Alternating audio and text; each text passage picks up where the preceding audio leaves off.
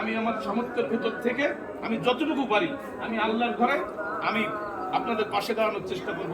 নোয়াপাড়া পৌরসভার ৩ নম্বর ওয়ার্ডের চাষী ক্লাব সংলগ্ন জামে মসজিদে সাধারণ মুসল্লিদের সাথে ইফতারে অংশগ্রহণ করলেন নোয়াপাড়ার গণমানুষের নেতা পৌর বিএনপির সাংগঠনিক সম্পাদক পদ স্থগিত আসাদুজ্জামান জনি। আপনারা জানেন আমি দীর্ঘ 7 মাস কারাবরণ করে এসেছি। আপনারা পত্রপত্রিকায় বিভিন্ন জায়গায় দেখেছেন।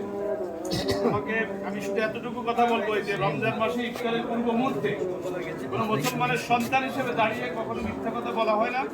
কেউ বলতে পারে না যে অন্তরে মহান সৃষ্টিকর্তা রব্বুল আলামিনকে যারা ধারণ করে আমরা যারা মুসলিম। আমার সবথেকে বড় ক্ষতির যে ষড়যন্ত্রের অংশটা ছিল আমি খুব সাংগঠনিকভাবে রাজনৈতিকভাবে আমি অল্প বয়সে বিভিন্ন জায়গায় বিভিন্ন ওয়ার্ডে বিভিন্ন ইউনিয়নে আমি মানুষের কাছে আমার পরিচিতি লাভটাই আমার সবথেকে বড় ক্ষতির কারণ।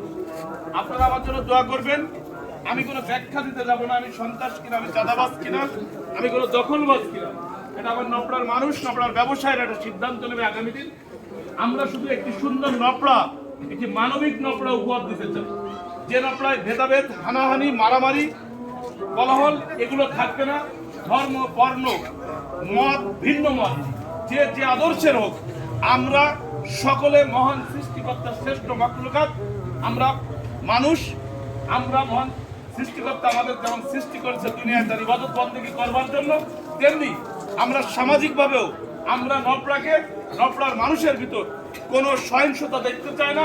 আমরা কোনো মাদক মুক্ত একটি নপড়া দেখতে চাই। আমরা আমাদের নপড়াকে একটি পরিচ্ছন্ন মডেল নপড়া হিসেবে উপহার দিতে চাই। তার জন্য আপনারা আমাকে দোয়া করবেন। আমি যেন আপনাদের পাশে থেকে আমার নিয়াত সহি রেখে আমি যেন মানবিক কাজগুলো সুন্দরভাবে করতে পারি।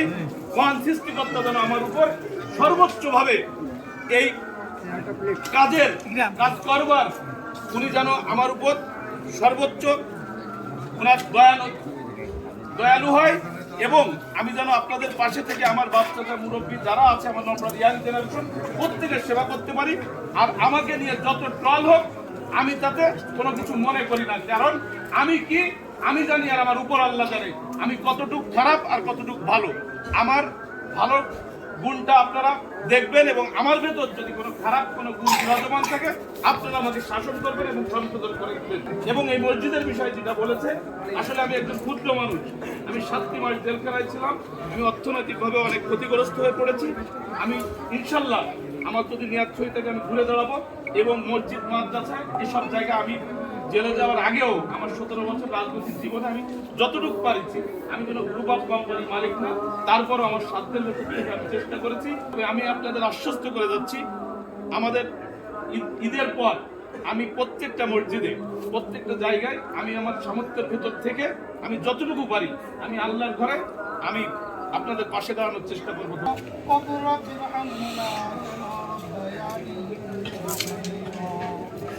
রব্বুল আলামিন মহিয়ান করিয়ান আমরা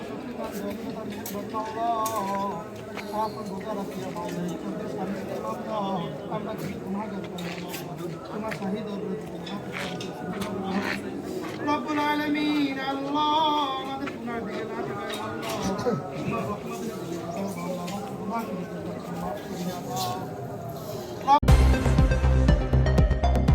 সত্যের সন্ধানে দক্ষিণ বাংলা।